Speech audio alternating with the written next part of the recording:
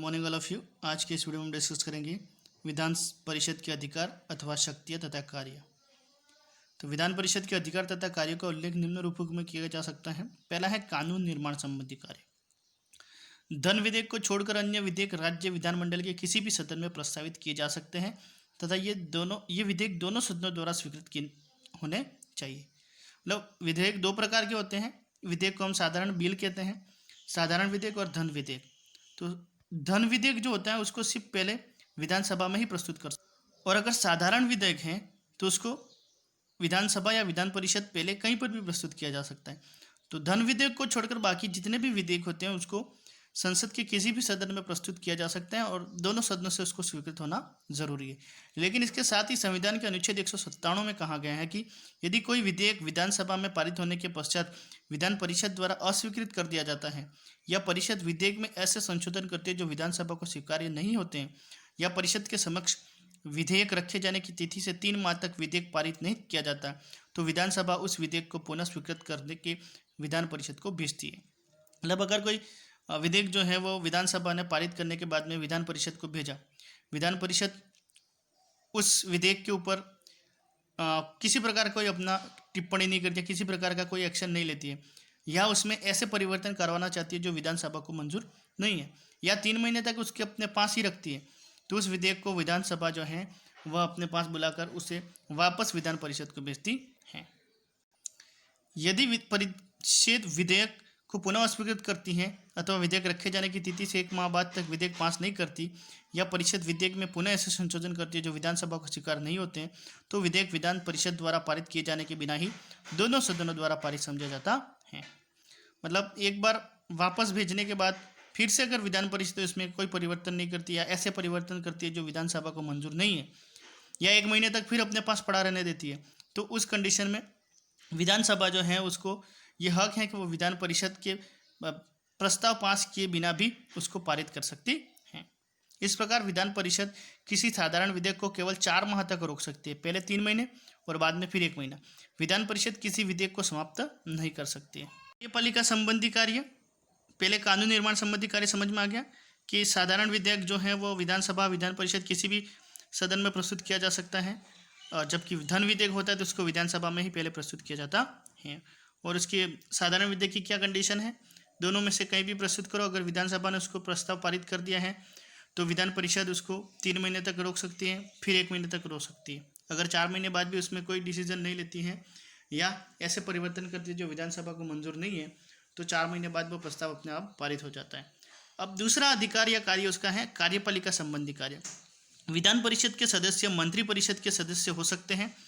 विधान परिषद प्रश्नों, जैसे मुख्यमंत्री जो है जब अपने मंत्री परिषद बनाता है तो साधारणतः हम क्या करते हैं कि मंत्री परिषद के सदस्य विधानसभा से ही होते हैं, लेकिन विधान परिषद से भी उसके सदस्य हो सकते हैं। मतलब मंत्री परिषद के मंत्री विधान परिषद से भी हो सकते हैं। विधान परिषद प्रश्नों, प्रस्तावों तथा वाद विवाद के आधार पर मंत्री परिषद को नियंत्रित कर सकती है, किंतु उसे मंत्री परिषद को पदच्युत करने का अधिकार नहीं है। यह कार्य केवल विधानसभा के द्वारा ही किया जा सकता है। मतलब विधान परिषद जो है वो विधान परिषद के मंत्रियों से सवाल कर सकते हैं, लेकिन उनको उनके पद से हटा नहीं सकती है। ये सिर्फ कौन कर सकता है? विधानसभा। अगला है वित्त संबंधी कार्य। संविधान में स्पष्ट रूप से उल्लेख कर दिया गया है कि धन विधेयक केवल विधानसभा में ही प्रस्तुत किए जा सकते हैं, विधान परिषद में नहीं। विधानसभा जब किसी धन विधेयक को पारित कर सिफारिशों के लिए विधान परिषद के पास भेजता है तो विधान परिषद 14 दिन तक धन विधेयक को अपने पास रोक सकती है।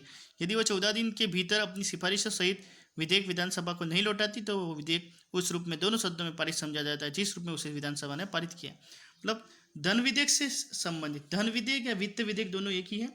धन विधेयक या वित्त विधेयक से संबंधित विधान परिषद के पास में कोई खास शक्ति नहीं है। मतलब धन विधेयक मुख्य रूप से तो विधानसभा में ही प्रस्तुत किया जाता है, लेकिन अगर उसको विधान परिषद में भी भेजा जाता है तो उसमें सिफारिश देने के लिए उसके पास में 14 दिन का टाइम होता है। अगर 14 दिन में वो सिफारिश दे या नहीं दे तो भी वो प्रस्ताव पारित समझा जाता है। बात करते हैं विधानसभा की शक्तियाँ और कार्य। यहाँ पे लिखा है राज्य विधानमंडल। अब विधानमंडल में 2 सदन होते हैं, इसलिए आपको इस पे नहीं जाना, आपको सीधा विधानसभा की शक्ति और कार्य देखना है। राज्य विधानमंडल राज्य की व्यवस्थापिका है और संविधान के द्वारा राज्य विधानमंडल को व्यापक शक्तियाँ प्राप्त हैं।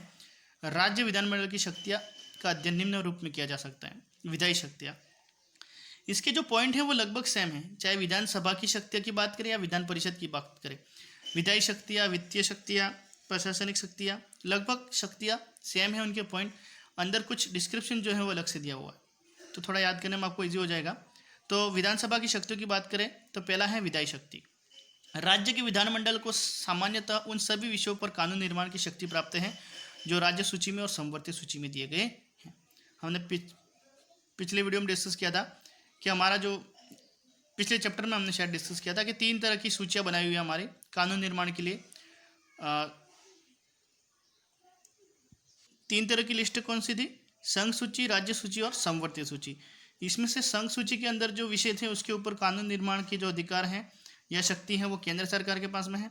राज्य सूची के जो सूची में जो विषय उसके अधिकार राज्य सरकार के पास में, और संवर्ती सूची में दोनों के पास में थे। तो राज्य विधानसभा के पास में ये शक्ति है कि वह उस राज्य की सूची जो है उस सूची में जो विषय है उसके ऊपर कानून निर्माण कर सकती है। साधारण विधेयक राज्य विधानमंडल के किसी भी सदन में प्रस्तावित किए जा सकते हैं, किंतु इसके संबंध में अंतिम शक्ति विधानसभा को ही प्राप्त है। अभी जस्ट हमने डिस्कस किया था कि धन विधेयक है तो उसको सिर्फ विधानसभा में प्रस्तुत कर सकते हैं, और साधारण विधेयक है तो उसको विधानसभा और विधानमंडल दोनों में से कहीं पर भी प्रस्तुत किया जा सकता है। इस तरह से ये राज्य विधानमंडल की जो विधानसभा है उसकी विधायी शक्ति होगी। नेक्स्ट बात करते हैं वित्तीय शक्ति की। वित्तीय शक्ति, विधानमंडल मुख्यतः विधानसभा को राज्य के धन पर पूर्ण नियंत्रण प्राप्त होता है। मतलब किसी राज्य की जो धन जो है, संपत्ति जो है, उसके ऊपर राज्य सरकार का अधिकार होता है, राज्य सरकार में भी विधानसभा का। और विधानसभा से बजट प्रस्तुत होने के बाद में, बजट मतलब जो वार्षिक आय व्यय का जो ब्यौरा होता है उसको बजट कहा जाता है। तो बजट जो है वो विधानसभा से स्वीकृत होने के बाद ही सरकार जो है वो किसी तरह का आय व्यय जो है उसको कर सकती है, और विधानमंडल से विनियोग विधेयक पास होने पर ही सरकार संचित निधि यानी कि जो जमा पूंजी है उसको खर्च कर सकती